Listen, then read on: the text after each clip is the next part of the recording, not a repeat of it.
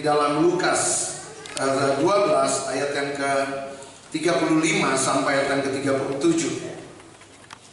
35 sampai ayat yang ke-38 dengan perikop kewaspadaan. Mau berpijak dari Matius 28, tetapi udah 2 kali dibaca Matius 28. Jadi sini saya akan mulai dari Lukas 12 ayat yang ke-35 sampai 38. Kita akan baca bersama-sama 1, 2, 3. Hendaklah pinggangmu tetap terikat dan pelitamu tetap menyala, dan hendaklah kamu sama seperti orang-orang yang menanti-nantikan tuannya yang pulang dari perkawinan, supaya jika ia datang dan mengetok pintu, segera dibuka pintu baginya. Berbahagialah hamba-hamba yang didapati tuannya berjaga-jaga ketika ia datang. Aku berkata kepadamu, sesungguhnya ia akan mengikat pinggangnya dan mempersilahkan mereka duduk makan. Dan ia akan datang melayani mereka. Dan apabila ia datang pada tengah malam atau pada dini hari dan mendapati mereka berlaku demikian, maka berbahagialah mereka. Puji nama Tuhan. Kita semua adalah hamba Tuhan. Jadi ketika kita menerima Tuhan Yesus menjadikan dia satu-satunya Tuhan dan juru selamat dalam kehidupan kita, maka kita menjadi hamba-hamba Tuhan. Dulu kita adalah hamba kegelapan, kita hamba dosa, kita hamba daripada dunia ini. Tetapi ketika kita menerima Kristus, maka kita menjadi hamba-hamba Tuhan. Maka di sini firman Tuhan, perikopnya adalah tentang kewaspadaan.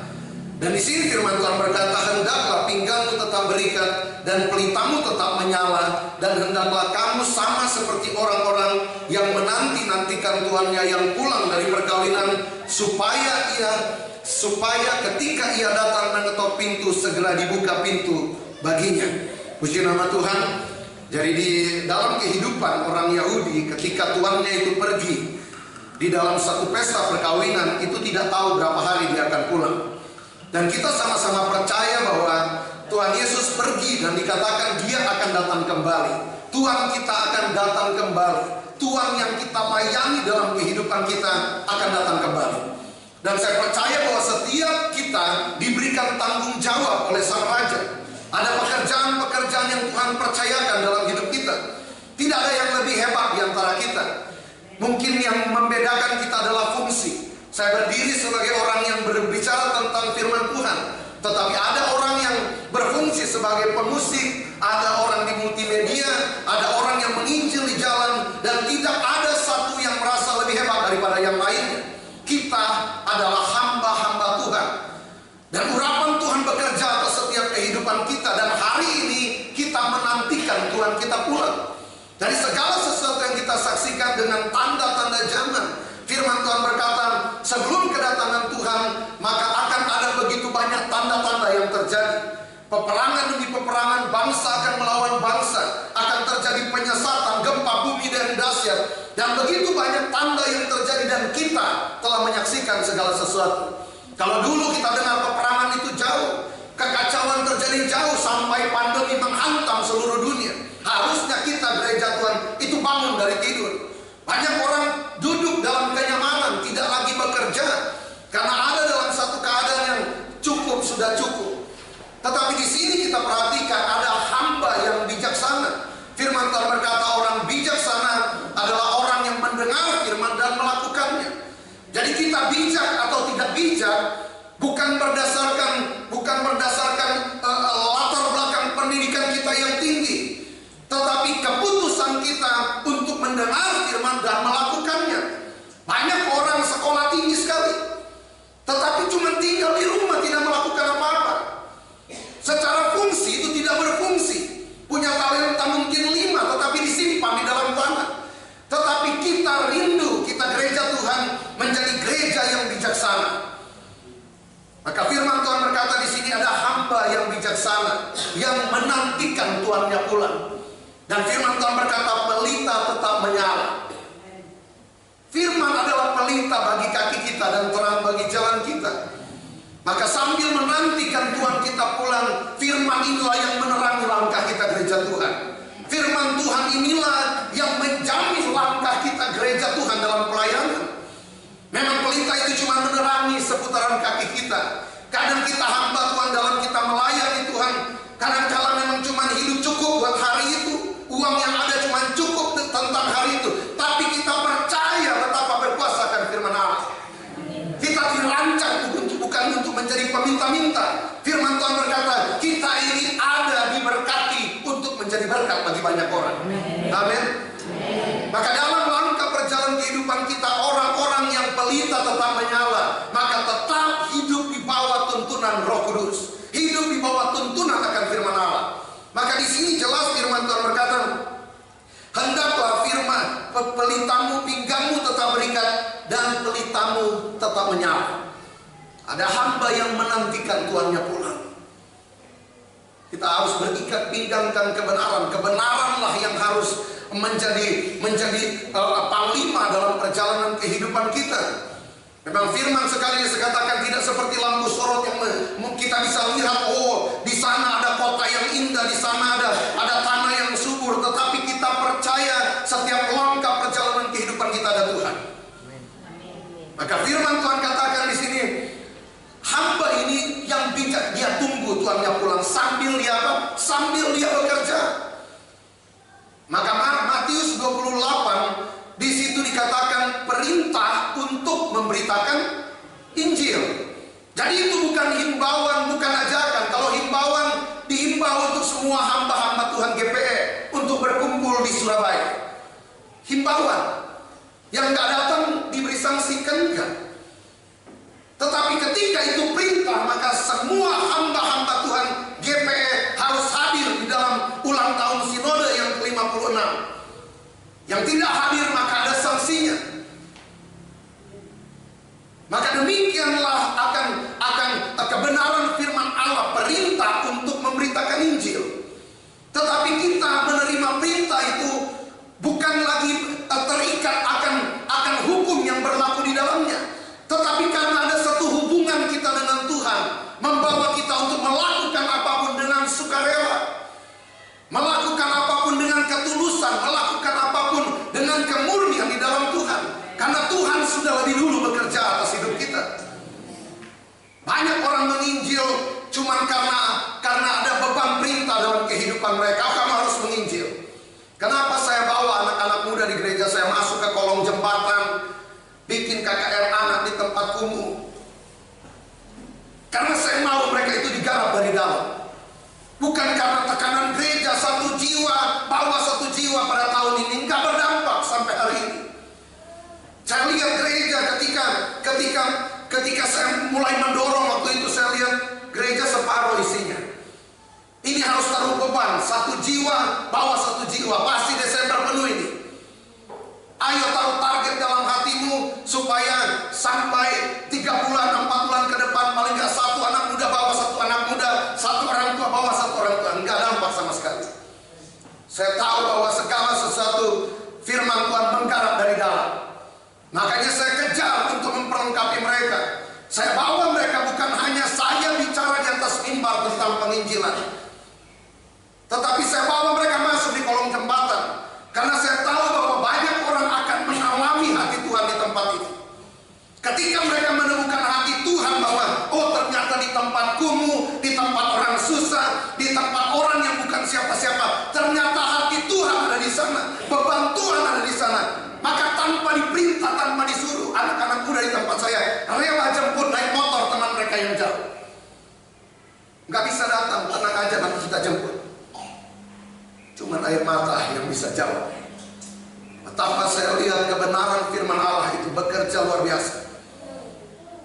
Karena tadi sudah disampaikan basis, kita jadi pengajar, bukan hanya bisa mengajar, tapi bisa menginspirasi orang. Karena Tuhan Yesus bukan hanya dia mengajar, tapi dia menginspirasi akan murid-muridnya, membuat mereka rela untuk jadi martir, karena guru mereka telah melakukan hal itu. Kita kadang di atas mimbar, ayo menginjil, ayo maju, ayo memberitakan kabar baik. Kita sendiri nggak pernah turun ke lapangan. Kita sendiri ada keluarga, nggak pernah kita kejar jiwa mereka.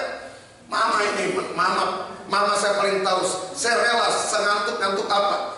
Kalau saya kejar jiwa, mau sampai jam 4 subuh saya duduk.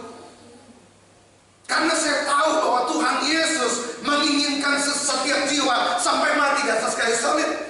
Jangan bilang kita cinta kalau kita nggak cinta dengan jiwa-jiwa yang Tuhan taruh di sekeliling kita. Selama pandemi 2020 mulai saya pulang dari Jambi, dari pedalaman di Jambi. Saya ingat itu hari Senin saya pulang. Ketika kita sudah di kota Jambi, teman-teman telepon saya, bro, semua gereja tutup libur. Jadi Selasa kita besok persekutuan 2 tutup. Di Jambi pulang, semua habis, uang habis, semua habis. Kita pulang dari Jambi. Mendarat di Bandara Soekarno-Hatta, sisa uang 200.000. Saya bilang ke David, buat David aja. Terus dia bilang, udah gak usah kaitan. Ternyata memang buat bayar keperluan buat kendaraan kita pulang. Tapi di jalan saya tahu semua tutup. Kalau Tuhan ada, Tuhan tetap akan bekerja. Kalau Tuhan ada, Tuhan gak mungkin bersembunyi. Karena kita punya Allah yang luar biasa, kita punya Allah yang hebat. Dan kata lain, jangan kita merasa kemampuan kita secara ekonomi, kemampuan kita secara pendidikan terbatas, itu menghalangi kita untuk bisa tetap melayani Tuhan. Semua dimulai dari keputusan kita untuk memberitakan kabar baik. Tuhan akan perlengkapi kita. Amin. Ada 2 orang di dalam Alkitab contohnya yang mengalami pertumbuhan. Ada Nikodemus, orang pengajar Yahudi, orang kalau bilang dia mungkin profesor, ya salah satu Sanhedrin, salah satu daripada tua-tua di dalam agama Yahudi. Dia datang waktu tengah malam, memang dia muncul di kisah di pasal-pasal selanjutnya. Tetapi yang bertumbuh secara luar biasa adalah perempuan Samaria. Perempuan Samaria dia jumpa Tuhan Yesus siang. Setelah dia jumpa, dia langsung lari menjadi penginjil sekota. Dia tidak lewati akan pendidikan yang panjang. Ini soal hati yang rindu akan jiwa. Setiap orang yang mengalami perjumpaan dengan Tuhan akan punya gairah untuk melayani Tuhan. Contoh kayak Pak Pasis, pasti keliling capek Pasis. Mempersiapkan materi saya nggak bisa bayangkan. Tetapi ada rasa cinta kepada jiwa-jiwa. Ada rasa cinta kepada anak-anak yang harus dipersiapkan. Karena Alkitab kehilangan generasi. Coba lihat di dalam Alkitab. Ada generasi hebat, setelah itu generasi habis selanjutnya. Tuhan pulihkan lagi, setelah itu dicuri habis lagi generasi selanjutnya. Maka setiap kita ada panggilannya. Kita adalah hamba Tuhan. Amin. Ada beban yang Tuhan taruh dalam kehidupan kita. Sampai Paulus berkata, hidup adalah Kristus, mati adalah keuntungan. Dulu apa yang aku banggakan hari ini kuanggap sampah karena Kristus. Jadi betapa dalam perjalanan kehidupan kita ketika kita menyerahkan hidup sama Tuhan, kita tetap bekerja di ladang Tuhan, menantikan Tuhan kita datang. Satu hal yang paling saya tunggu adalah ketika saya berjumpa wajah dengan Tuhan. Dan dia akan bilang, hambaku, engkau setia sampai akhir. Makanya dalam pelayanan tantangan datang, fitnahan datang, tetapi saya lihat Tuhan saya. Bukan manusia yang panggil saya dalam pelayanan, Tuhan yang panggil saya. Dia terima saya sampah ini.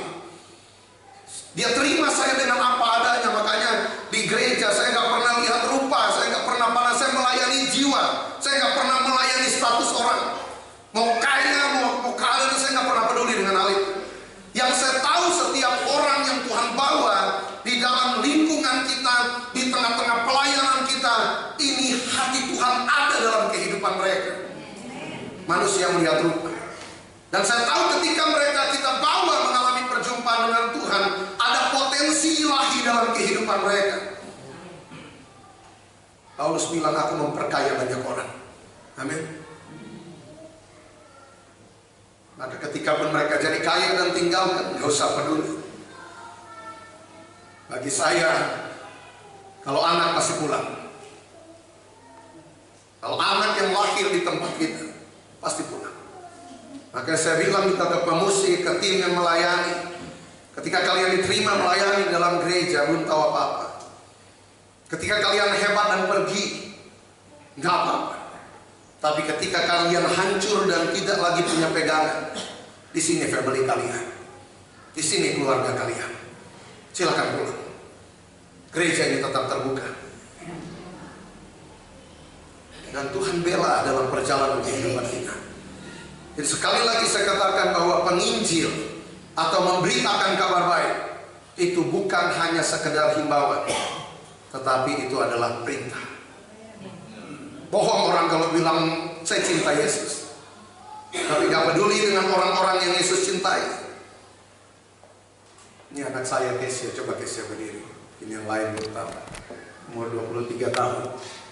Lewati masa-masa remaja yang penuh dengan air mata bagi saya. Saya mulai. Udah gede juga anaknya Pak. Udah gede.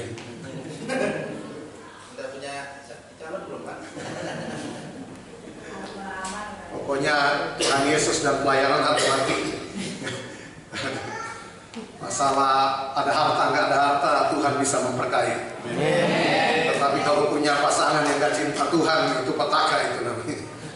Karena saya pelayanan dari kolong jembatan sampai di tengah keluarga yang suaminya kasih istrinya 700 juta sebulan, cuman untuk dihabiskan saja. Bayar trainer aja 180 juta, bayangkan. Kenapa kita bisa ada di rumah itu? Karena penuh dengan konflik. Suaminya donatur di salah satu gereja raksasa di Jakarta. Tapi kita nggak pernah, sekali lagi kita nggak pernah melayani kekayaan orang. Karena saya mau katakan, kabar baik yang kita bawa lebih mahal daripada emas dunia ini mau dikumpulkan sekali. Saya datang ke Surabaya, termasuk bergumul juga. Mau datang lagi ada banyak urusan, banyak pengeluaran dan lain-lain. Tapi saya tahu bahwa kalau Tuhan yang suruh datang, Tuhan yang akan mencukupkan segala sesuatu. Karena saya percaya firman Tuhan bilang nggak ada peperangan yang dibiayai prajurit.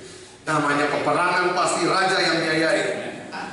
Dan apa yang terjadi? Ada orang yang pernah saya layani 2 tahun lalu, sekitar 2 tahun nggak pernah lagi hubungi saya. Dia pernah bilang begini, semua hamba Tuhan di Jakarta udah saya taklukkan. Gereja besar berebutan ke orang ini, mau jadiin dia koordinator gereja dan lain-lain. Dan dia bilang cuma yang pernah buat saya menangis cuma Pak Ivan sama Bu Hedi. Saya ingat di kamar itu mau berpisah suami istri. Terus saya bilang, mau deposito diurut nolnya. Saya bilang ini di daerah Kembangan, nolnya diurut dari sini sampai Pulau Gadung. Saya bilang nggak bisa beli 1 kursi kerajaan sorga. Dia menangis. Setelah itu nggak pernah telepon saya lagi. Tetapi saya tahu kebenaran firman Allah, sekalipun keras tapi akan mengobati, sekalipun keras tetapi akan membalut, sekalipun keras tapi akan membangun. Berapa waktu kemudian dia hubungi saya lagi, Pak Ivan, Surya apa kabar? Nah kemarin udah sekian lama pernah nggak terhubung, karena biasalah banyak kabar-kabar macam-macam, dan saya nggak pernah peduli dengan hal itu. Mendadak dia WA saya malam-malam, Pak Ivan, saya lihat ada screenshot berkat gitu. Saya coba buat ke Surabaya. Makanya malam-malam saya ada sedikit berkat, sedikit. Tapi saya percaya bahwa Tuhan punya cerita dalam hidup kita. Jadi ketika kita jadi bagian untuk memberitakan Injil, memberitakan kabar baik, Tuhan akan bela kita. Amin. Karena kita bekerja di jalan Tuhan, bukan di jalannya kita. Menurut saya kalau kita mau kaya, mending terus saya di bisnis saja. Tapi ketika saya memilih untuk full melayani Tuhan, saya tahu ada resiko di dalamnya. Tetapi firman Tuhan bilang, betapa indah orang yang membawa kabar baik. Indah bukan soal jabatan. Indah bukan soal kekayaan di mata Tuhan. Indah kalau kita menjadi pembawa kabar baik. Amin. Banyak orang kejar jabatan, kejar status. Tapi biarlah kita yang berjalan menurut tuntunan Roh Kudus. Di mana hati Tuhan ada, di sana kita ada. Maka dalam perjalanan kita menginjil, dalam perjalanan kita memberitakan Injil, gak usah kita takut. Saya katakan ketika kita pulang dari Jambi, awal masa pandemi, kita harus bekerja. Saya tahu Tuhan, saya nggak bisa berdiam diri. Saya harus bergerak. Semua ambruk, ekonomi ambruk, Gojek, anak-anak di gereja yang Gojek setahun gimana? Dapat 10.000 Om. Bayangkan punya anak 2 bagaimana ini? Kami buka pintu di rumah di masa pandemi luar biasa, sehari mama masak 3 rice cooker. Akhirnya gak berhenti di situ. Kita mulai masak di gereja. Saya kerahkan anak-anak muda, kita mulai masak di gereja. Terus masak mulai dari mana? Mulai dari stok yang ada di gereja, karena gereja kami makan. Setiap selesai gereja makan. Terus karena kami pelayanan di penjara, kolong jembatan, ada orang yang kirim mie kering, bihun, segala macam dikirim. Masih ada, saya lihat, coba hitung stoknya. Oh ada sekian loh. Ya sudah, kita mulai masak. Dimulai daripada kita. Mulai kita bergerak dan Tuhan menggerakkan banyak orang. Ribuan yang kita bagi banyak orang ketika itu. Karena saya tahu bahwa kalau Tuhan ada, Dia nggak akan pernah berhenti. Tuhan bekerja sampai segala sesuatu selesai. Sampai Paulus bilang, aku mengakhiri pertandingan iman. Jadi setiap pertandingan kita ini, setiap tanggung jawab yang Tuhan beri dalam kehidupan kita, maka kita harus mengarahkannya hanya kepada Tuhan. Bukan kepada perkenanan manusia, bukan apa yang manusia nilai.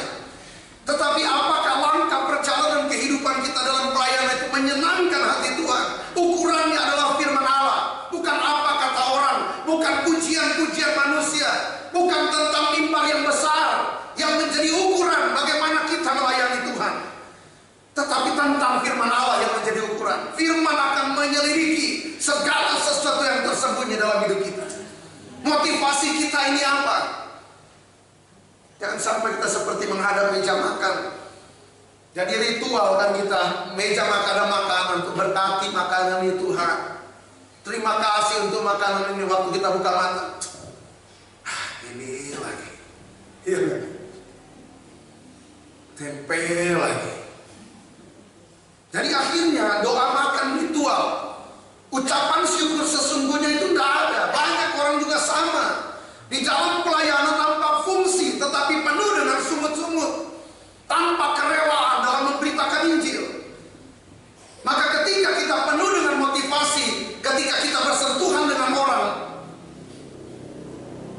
seringkali sampai berbusa-busa orang itu nggak mau terima kita.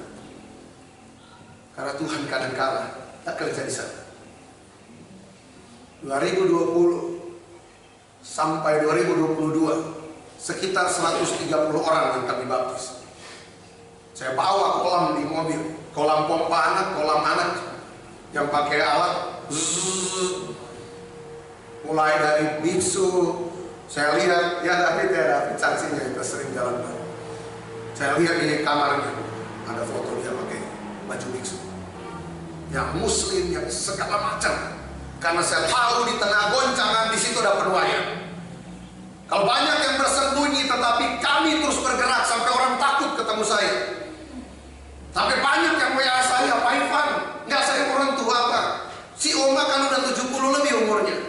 Kenapa kamu bawa terus dalam pelayanan? Kalau Tuhan panggil berarti tugas kita selesai. Kalau memang kita lewat, contoh kayak saya dalam pelayanan, kalau memang saya harus mati, dulu ketika saya dikepung, berapa orang keluarin pisau panjang, bunuh. Saya lompat tinggi sekali, ada kali setinggi ini, lewat ke atas. Kalau saya mati di jalan. Kalau saya bisa berdiri melayani, ini cuma bonus. Makanya orang bilang berani, bukan tentang kita. Siapa yang mencintai nyawanya akan kehilangan nyawanya. Jadi pelayanan di Kabupaten Seruyan, teman-teman saya masuk duluan. Kabupaten Seruyan di Kalimantan Tengah. Teman-teman masuk duluan. Belasan orang yang dibaptis. Bulan berikutnya saya masuk dengan mereka, dengan teman-teman. Ada satu keluarga dukun, itu dibaptis. Bulan Desember diundang KKR, tentara banyak yang jaga. Karena hampir 30 orang di kampung itu yang terima atau meninggalkan kepercayaan lama mereka. Bulan Desember kami datang itu, orang bilang kita diracun di tempat itu. Karena saya tahu bahwa disantet pasti mempan. Gak ada gunanya. Kita punya Tuhan yang luar biasa. Gembalanya bilang jangan makan di pinggir-pinggir sini ya, di warung-warung sini. Karena tahu pasti kalau kita bilang sekalipun minum racun maut tidak mendapat celaka. Karena biasa orang santet nggak mempan racun yang bermain.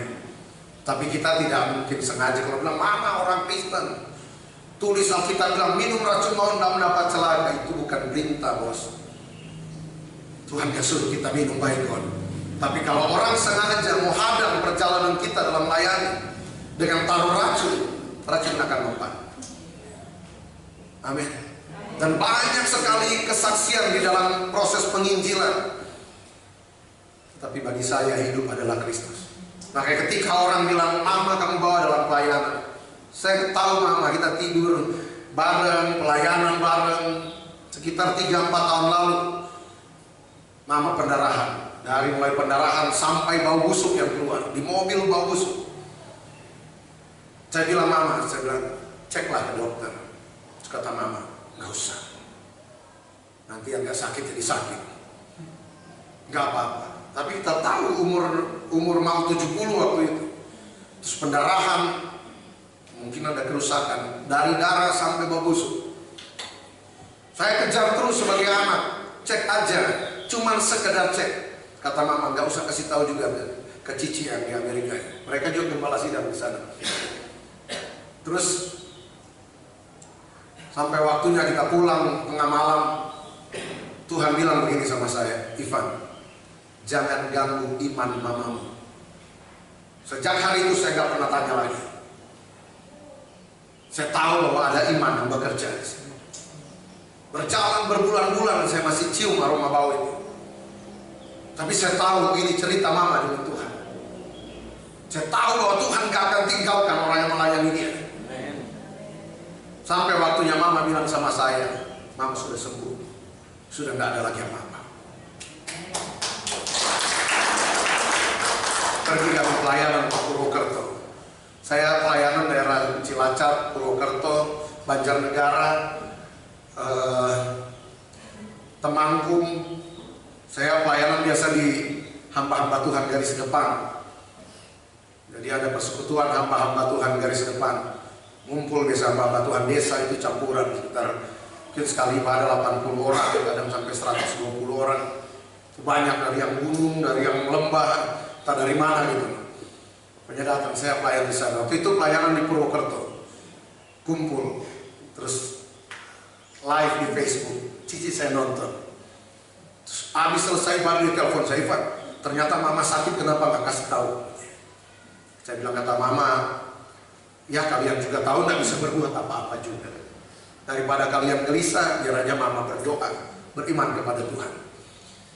Jadi betapa dalam perjalanan kita, keadaan gak akan halangi kita untuk memberitakan kabar baik. Keadaan tidak akan bisa menyimpangkan hati kita kepada hal yang lain. Karena kita berkata, coba kita sama-sama buka di dalam, terus saya baca saja Yesaya 42 ayat yang ke-6. Firman Tuhan berkata, aku ini Tuhan telah memanggil engkau untuk maksud penyelamatan, telah memegang tanganmu, aku telah membentuk engkau dan memberi engkau menjadi perjanjian bagi umat manusia, menjadi terang untuk bangsa-bangsa, untuk membuka mata yang buta, untuk mengeluarkan orang hukuman dari tempat tahanan, dan mengeluarkan orang-orang yang duduk dalam gelap dari rumah penjara. Firman Tuhan bilang apa? Aku ini Tuhan telah memanggil engkau. Jadi yang perintah kita untuk pergi memberitakan Injil adalah pribadi yang menciptakan langit dan bumi ini. Saya lihat semua pada di belakang foto-foto, karena ada bukit yang indah, ada gunung yang indah. Ada pemandangan yang luar biasa. Itu pribadi yang utus kita. Itu pribadi yang telah bilang, telah katakan, aku ini Tuhan telah memanggil engkau. Maka dalam keadaan apapun hati kita nggak perlu menyimpang. Dia adalah Jehovah Jireh. Dia adalah Allah yang mencukupi.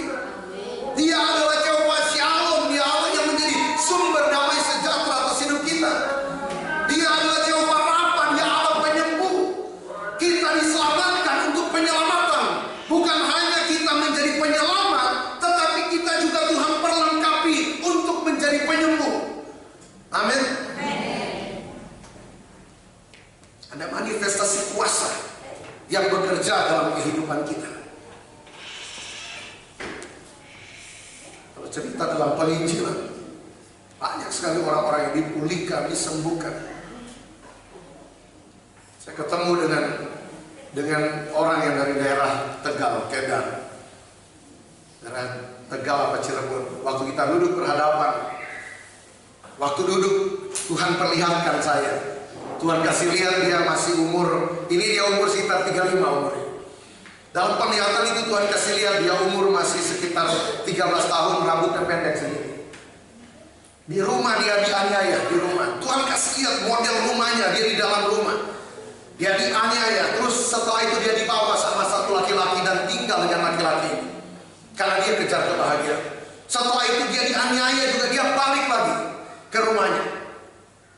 Saya cerita pelan-pelan ke dia, air matanya mulai menetes. Terus saya bilang dia begini, Tuhan Yesus yang perlihatkan saya tentang apa yang terjadi ketika kamu remaja.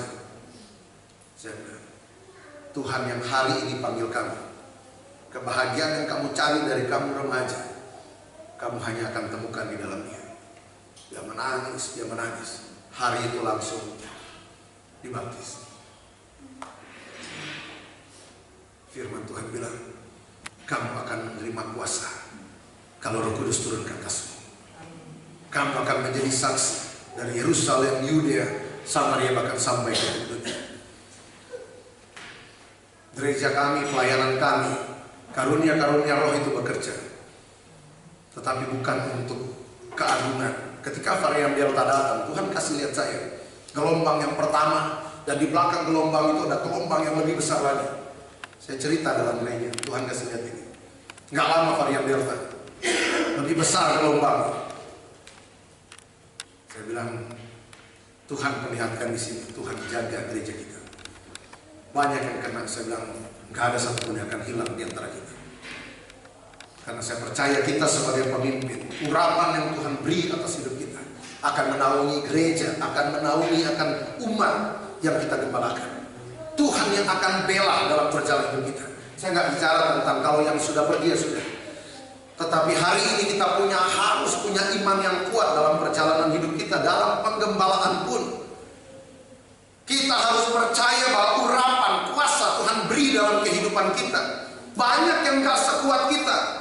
Banyak yang imannya masih iman anak-anak, masih di bawah perwalian. Kita lah para wali yang menjaga mereka dengan doa, dengan puasa. Maka saya percaya urapan yang Tuhan beri dalam kehidupan kita, di dalam kita menggembalakan, dalam kita melayani, dimanapun kita ada, maka kuasa itu bekerja sempurna. Maka firman Tuhan berkata, kamu akan menerima kuasa, dunamis.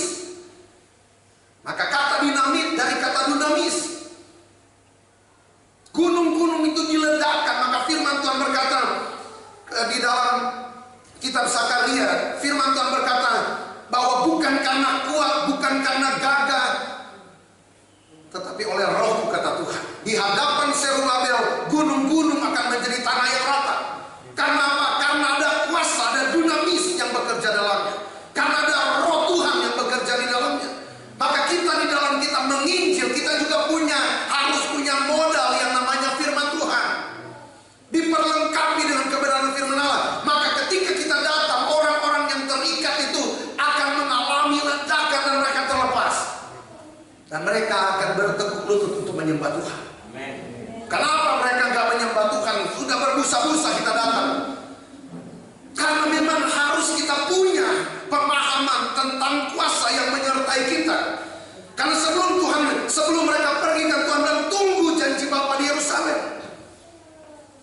Dan mereka menantikan akan Roh Kudus di Yerusalem. Kita ini pribadi-pribadi yang telah diperlengkapi dengan kuasa daripada Roh Tuhan.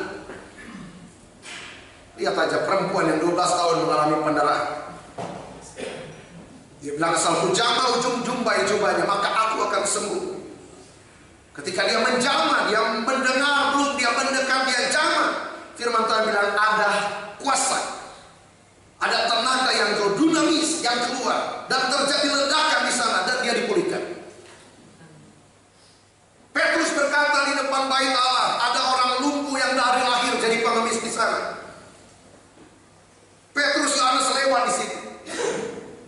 Orang lumpuh ini lihat, jangan-jangan saya bisa dapat sesuatu. Terus Petrus bilang, lihat aku, emas dan perak tidak ada padaku, tetapi apa yang kupunya kuberikan kepadamu. Maka saya percaya bahwa urapan di dalam kehidupan Petrus itu mengalir, membuat kaki yang lemah itu menjadi kuat.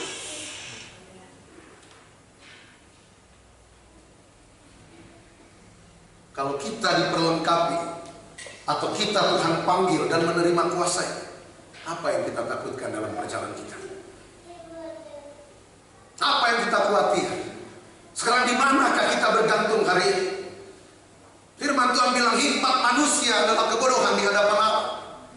Bergantung kepada hikmat manusia, bergantung kepada kemampuan kita, kita nggak ada apa-apanya, akan tergilas oleh keadaan dunia.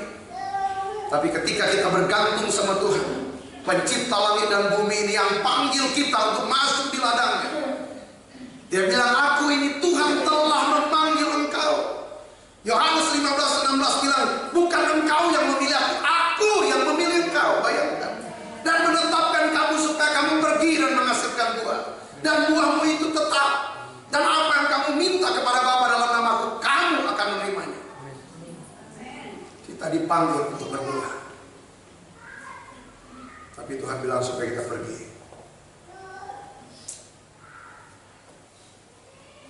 Saya baptis dukun. Saya tanya, kenapa? Terima Tuhan Yesus. Jadi anaknya dulu saya baptis anaknya 2 tahun sebelumnya. Anaknya ini saya baptis daerah Kapuk. Saya baptis orang lain. Nah, anak ini datang, temennya ini datang, mereka komplotan pemabuk lah intinya. Nah, saya baptis yang satu ini, temennya datang, ujuk-ujuk datang ikut melihat baptisan. Kalau ini kan udah pasti, saya lihat orangnya, nah ini yang saya kejar orangnya, tak, nggak mau sekalian saja dibaptis, bicara tentang jalan keselamatan. Terus di dalam penglihatan saya bilang, ada singa yang mengejar kamu. Iya, itu punya bapak saya katanya. Jadi dalam penglihatan saya lihat ada harimau, bukan singa. Itu punya pegangan bapak saya. Saya bilang, cepat atau lambat kamu akan kena, kecuali kamu lahir baru. Terima Tuhan Yesus. Akhirnya dicelupin waktu itu. Dia dicelupin waktu itu, Tuhan sertai perjalanannya. Jadi dia mandor di pabrik. Ada kesurupan, dia dalam nama Tuhan keluar. Ternyata setannya pergi. Dia mulai melihat kuasa itu. Dan dampak yang paling besar di dalam rumahnya, bapaknya sudah tua. Bapaknya punya anak beberapa. Yang paling perhatikan bapaknya, dia. Makanya bapaknya bilang, saya mau ikut Tuhan kasih ini. Amin. Kita kadang bicara luar biasa, tapi praktek di lapangan. Ketika kita di tengah keluarga, ketika kita di tengah pekerjaan, di lingkungan masyarakat, saya selalu bilang ke teman-teman, ke anak-anak di gereja, dulu kalian sampah. Di hari ini ketika kalian ada dalam rumah, jadi berkat di sana. Karena itu akan membawa orang tua kalian untuk mau kenal Tuhan. Amin. Tuhan akan datang dan kita akan bertanggung jawab. Maka firman Tuhan bilang supaya kita pergi. Abraham gak akan melihat keturunan yang besar, kemudian gak pergi tinggalkan Haran. Kita juga gak akan pernah melihat sesuatu yang besar kalau kita gak tinggalkan hidup lama kita. Kita sibuk menginjil, tapi kita gak pernah mau berubah. Kita tetap serakah, kita tetap penuh dengan kekasaran. Apa yang terjadi? Nah, ketika saya ngobrol tadi sama Pak Sis, ada beberapa hal yang harus dicapai anak-anak yang di sekolahnya Pak Sis lah, itu seperti itu. Termasuk dalam jangka 5 hari ya. Dalam jangka waktu 5 kali pertemuan tidak lagi ngomong kasar di rumah. Coba bayangkan. Karena apa? Karena ketika orang tua lihat, anak saya nggak ngomong kasar lagi. Orang tua yang mungkin nggak kenal Tuhan mau kenal. Orang tua yang mendadak jadi penyambung lidah dari sekolah basis ke orang lain. Sekolahin anak lu dari sekolah di sana belum? Kan kayak gitu. Nah, betapa kita Tuhan mau menjadi suratan yang terbuka bagi banyak orang. Tuhan terima kita dengan apa adanya. Dalam kita mempersiapkan gereja yang tangguh, butuh bayar harga. Hidup melayani adalah hidup memberikan hidup kepada orang yang telayani. Bahkan orang bilang investasi bodong, ini udah pasti rugi punya ini. Tapi biarlah kita gereja menjadi gua adulam.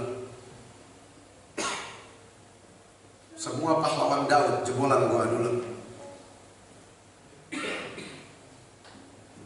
Kita pun sama. Kita dulu bukan siapa-siapa. Saya ini sekolah cuma kelas 1 SMA. Karena saya bandel dari SMP. Papa udah meninggal kelas 6 SD. Udah kelas 1 SMP. Udah hidup mabuk-mabukan. Berantem, polsek, polres. Hampir setiap waktu. Ketangkap polres. Kamu lagi. Selalu begitu. Sampai mungkin bosan lihat saya. Sampai saya kecelakaan. Mobil kelas 1 SMA. Harus keluar dari sekolah. Setelah sembuh, saya merantau ke daerah Maluku. Sama hidupnya. Kesana kemari. Bawa pisau panjang segini dalam tas. Naik kapal laut dulu zaman Gambuna, Sini. Sana kemari, kesana kemari. Sampai saya jumpa Tuhan. Kristen dari kecil. Tahu orang timur Kristen dari kecil. Kristen gak kenal Tuhan. Saya punya teman-teman yang mati begitu saja, dibunuh di jalan. Datang Jakarta, ngumpul lagi sama teman-teman yang dulu. Tuhan terima saya dengan apa adanya. Maka anak-anak yang datang di tempat saya terima mereka dengan apa adanya. Berkali-kali kecewa, motor hilang di gereja. Udah rapi bagus, mendadak selesai pada motor udah gak ada. Teman saya bilang, gereja saya terbuka. Bertahun-tahun, 2017 sampai Desember tahun kemarin. Gereja itu 24 jam, anak-anak tidur situ, ada makanan di situ, ada segala macam. Sampai ada yang ngambil pisau di dapur, tusuk teman, keliling kompleks. Saya lagi pelayanan di Depok, RT di kompleks telepon saya. Pak Ivan ya gembala di situ ya. Anak papa ada di polsek, satu kejar yang satu membunuh. Teman saya bilang, Pak Ivan, ada yang kepahitan loh pendeta melayani model-model kayak Pak Ivan ini. Pendeta di Batam, dia bilang teman saya kepahitan. Semua dicolong sama orang yang dia tampung dalam rumah. Saya cuma bilang, kan tidak ada juga, saya juga nggak ada apa-apa. Sampai Tuhan percayakan kok. Tapi hari ini saya lihat semua bekerja dengan baik. Melayani yang main musik secara luar biasa. Makanya kita memberi hidup kepada orang yang kita layani. Bukan kita cari hidup di sana, amin. Tapi kita memberi hidup, maka di sana manifestasi kuasa akan bekerja di dalamnya. Melayani Tuhan adalah sebuah kehormatan. Ada di ladang Tuhan adalah sebuah kehormatan. Maka saya nggak pernah main-main di dalam pelayanan. Mau khotbah 2 orang, model saya begini. Mau khotbah 1 orang, model saya begini. Karena kami sekeluarga melayani Tuhan, dimulai dari pertobatan mama. Seperti piramida. Maka saya nggak pernah mengentengkan, datang di persekutuan, datang di pelayanan keluarga, cuma 1 orang. Saya tetap akan serius di sana.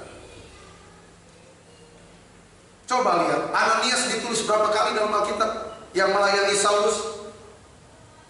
1 kali, 1 jiwa yang ditulis, yang dilayani oleh Ananias. Sebagian besar kitab perjanjian baru ditulis oleh seorang Rasul Paulus. Hasil daripada pelayanan daripada Ananias. Kenapa kita kadang-kadang cuma berapa jiwa ada di sana? Berapa banyak orang yang mau dilayani di sana? Rumahnya seperti apa, kerja di mana sih? Saya masuk dalam pelayanan, agenda hidup saya kasih sama Tuhan. Ini Tuhan. Tuhan tulis di dalamnya. Dan Tuhan bela dalam perjalanan kita. Nggak usah kita khawatir dalam perjalanan. Kita ini dirancang oleh Tuhan untuk mengerjakan perkara-perkara yang Kalau hari ini kita masuk di ladang Tuhan, ada pekerjaan-pekerjaan besar. Saya mau katakan bahwa Musa tidak akan pernah melihat Laut Taberau kalau dia tidak tinggalkan kemegahan Mesir. Musa tidak akan pernah melihat kedahsyatan tiang awan, tiang api di padang gurun kalau dia tidak tinggalkan kemewahan daripada tanah Mesir. Kalau kita telah pilih tinggalkan kehidupan kita yang lama dan kita masuk di ladang Tuhan, apa yang tidak dilihat oleh orang lain, kita akan lihat. Makanya ketika masuk di ladang gak usah setengah hati, ketika menginjil gak usah setengah hati. Karena Tuhan yang panggil kok, bukan kita. Tuhan yang panggil kita, Tuhan yang bawa kita di ladangnya. Sekalipun kita seperti domba di tengah serigala, sekalipun kita di tengah onak dan duri, firman Tuhan bilang, ketika Tuhan berfirman, sampaikan, maka kita akan sampaikan. Amin. Mungkin ayat-ayat ini kita sudah sering dengar, firman Tuhan ini sudah sering kita dengar. Tetapi biarlah pada saat ini iman yang tidur bangkit kembali. Kita bangun dari tidur kita, bahwa Raja kita akan datang. Firman Tuhan bilang, tuan rumah tahu pencuri akan datang, tetapi tuan rumah tahu kapan pencuri itu akan datang. Maka tuan rumah akan berjaga-jaga. Siapa tuan rumah dalam hidup kita? Urapan Roh Tuhan yang ada dalam hidup kita, supaya kita bangun. Karena Tuhan Yesus digambarkan seperti pencuri yang akan datang. Orang nggak tahu kapan dia datang, tetapi kita gereja Tuhan, tuan rumahnya adalah Roh Kudus. Dia terus bicara, ayo bersiap, ayo bersiap. Tuhan mau datang. Mana buah pelayanan? Tahun ini saya bilang di gereja, kecuali saya keluar kota. Tetapi mulai tahun ini saya tidak akan terima pelayanan di jam di mana gereja kita ibadah. Karena ternyata saya selama ini sibuk kesana kemari, karena memang DNA-nya menginjil kali ya. Jadi lebih panas gitu kalau kesana kemari. Tapi akhirnya Tuhan tegur saya, urus dombanya. Dan saya saksikan ketika saya mulai total, saya duduk dengan anak muda. Makanya saya tanya juga ke Pak Sis tadi, karena saya rindu semua sel tubuh Kristus itu berfungsi. Dan saya lihat Tuhan mulai bawa. Dan hari ini sudah, kalau datang semua udah pasti nggak muat tempatnya. Kita yang harus dimulai dari kita. Jangan sibuk menuntut, mulai dari kita. Sampai anak-anak bilang, Om, kalau nanti saya pelayanan, buka tempat pelayanan, saya kasih makan. Tapi bagaimana ya, saya nggak bisa masak. Berarti terinspirasi. Orang bilang nggak usah kasih makan, karena orang cari makan. Saya nggak pernah peduli dengan hal itu. Tuhan Yesus tahu 5.000 ini pergi, dia tetap kasih makan. Kalau mau memberkati, berkati saja. Kalau melakukan, lakukan saja. Karena Tuhan suruh. Amin. Dan tidak ada berita yang lebih baik daripada berita tentang Tuhan Yesus. Amin. Karena cuma Dia satu-satunya jalan, nggak ada jalan lain. Apa guna memiliki sisi dunia kalau harus kehilangan nyawa? Apa guna kita kaya raya, tapi depan mata kita, keluarga kita lari ke perapian? Nggak ada gunanya. Dan cuma ada satu jalan. Tuhan Yesus bilang, aku jalan kebenaran dan hidup. Tidak ada satu pun yang datang kepada Bapa kalau tidak melalui aku. Dan itu menjadi dorongan, harus motivasi kita untuk mengejar setiap jiwa selagi mereka masih ada di sekeliling kita. Makanya kalau kita datang di kubur, ada tanggal lahir, ada tanggal mati, di tengahnya ada strip. Strip inilah waktu yang Tuhan kasih buat kita hari ini. Isi dengan apa? Isi dengan melayani kan? Atau isi dengan pesta pora? Hidup itu pilihan. Amin. Kita mau tetap memberitakan kabar baik. Polikarpus, murid daripada Rasul Yohanes, dia seorang uskup di Smyrna, pemimpin di Smyrna. Ketika Kekaisaran Roma tahu Polikarpus punya raja yang lain, yaitu Tuhan Yesus. Dia ditangkap, digantung, dibakar, nggak mati, diturunkan lagi, dibujuk supaya dia mengaku cuma satu raja. Ini kata Polikarpus, 86 tahun saya melayani Tuhan saya, dan Tuhan saya tidak pernah mengecewakan saya.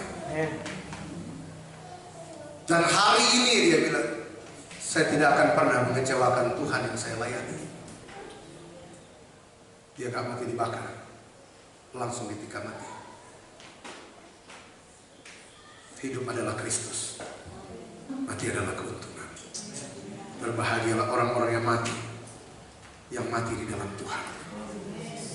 Gak ada yang lebih indah, berharga di mata Tuhan, kematian orang dikasihinya. Semangat di dalam Tuhan. Kita berdoa. Iratakala ala bait Israel. Uratakala ala bait renai Israel. Dari kegelapan Engkau telah panggil kami. Masuk ke ladang-Mu adalah sebuah kehormatan bagi kami. Kalau selama ini kami menjadi suam-suam,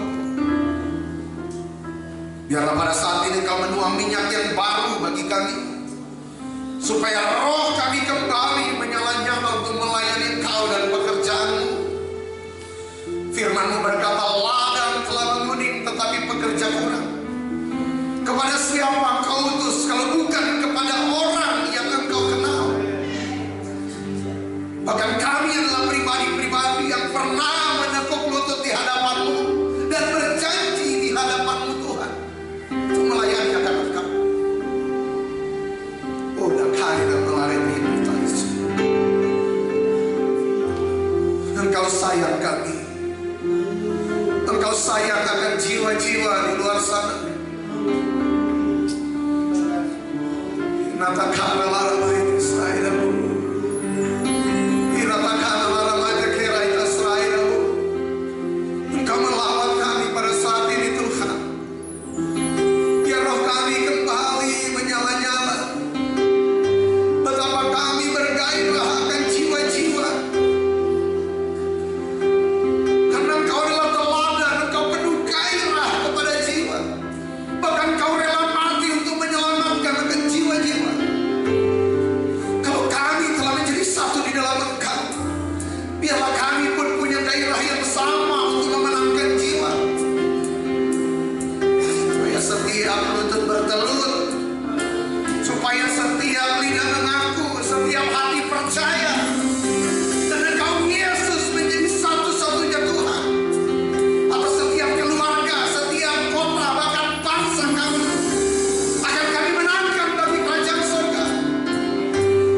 Natakala lawan kami pada saat ini Tuhan. Lawan kami pada saat ini. Natakala lawan renai. Uratakala lain. Seri kira-kira lalu. Berbicaralah di tengah-tengah kami. Iskeri lain aku berbeda. Perhatikan, Tuhan berkata, aku mengasihi engkau. Aku kenal engkau pribadi lepas pribadi. Aku tahu dari mana asalmu. Aku tahu keluargamu. Aku tahu akan isi hatimu. Tapi aku berkata kepadamu, aku menerima engkau dengan apa adanya. Serahkan sepenuhnya hidupmu kepadaku, dan percayalah engkau kepadaku.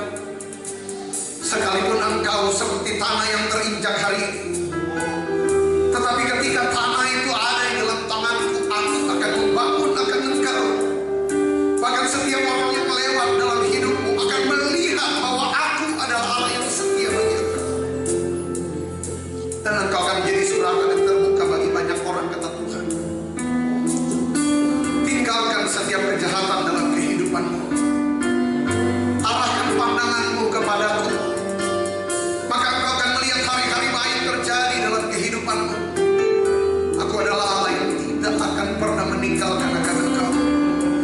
Sebab aku Allah Immanuel, dan aku sangat mengasihi akan engkau.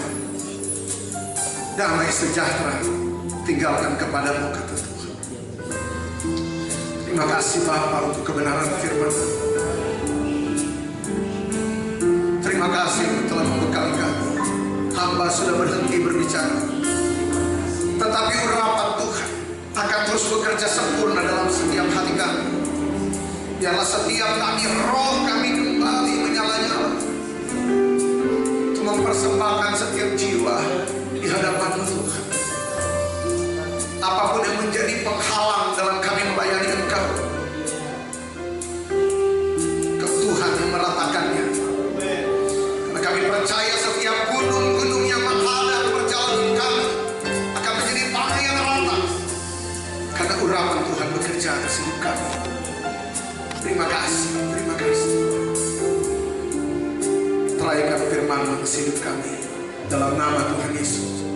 Haleluya, amin. Puji nama Tuhan. Tadi Tuhan perlihatkan saya, jadi ada tanah yang sangat kotor. Terus setelah itu tanah itu diambil, ada tangan yang ambil tanah itu. Dan saya percaya bahwa tanah ini bicara tentang kita. Karena firman Tuhan bilang, Yeremia 18 ayat 4, bahwa seperti tanah liat di tangan tukang priuk, demikian Israel di tanganku. Dan apa yang dapat diperbuat Tuhan atas hidup kita. Jadi tanah itu akan dibangun oleh Tuhan sampai menjadi indah dan menjadi berkat bagi banyak orang. Tanah itu kan cuma diinjak orang. Kita datang di sini enggak, tanahnya bagus, bangunannya bagus, ini bagus, pohonnya bagus. Tanah itu enggak dilihat diinjak orang. Padahal pohon itu boleh indah karena ada di tanah. Jadi kita yang mungkin hari ini mengalami dalam pelayanan, dalam keluarga kita terinjak, serahkan hidup sama Tuhan. Apapun yang ada di dalam tangan Tuhan, itu akan mengerjakan perkara besar. Bahkan tongkat kayu yang biasa, ketika Tuhan bekerja, laut itu terbelah menjadi dua. 5 roti 2 ikan Tuhan bekerja, memberi makan 5.000 orang. Serahkan hidup sama Tuhan, izinkan Tuhan bekerja. Terus saya lihat ada badai yang besar. Di atas badai itu saya lihat ada burung yang terbang di atas badai. Firman Tuhan bilang, Yesaya 40 kalau tidak salah yang 39, orang-orang yang menanti-nantikan Tuhan akan mendapat kekuatan yang baru. Mereka sumpah para jawali yang terbang tinggi melintasi badai. Amin. Maka setiap kita hamba-hamba Tuhan yang menantikan Tuhan kita pulang, tidak ada badai yang sanggup untuk melulantakkan hidup kita. Kita akan terbang melintasi badai karena kita kuat di dalam Dia. Tuhan Yesus memberkati. Saya serahkan.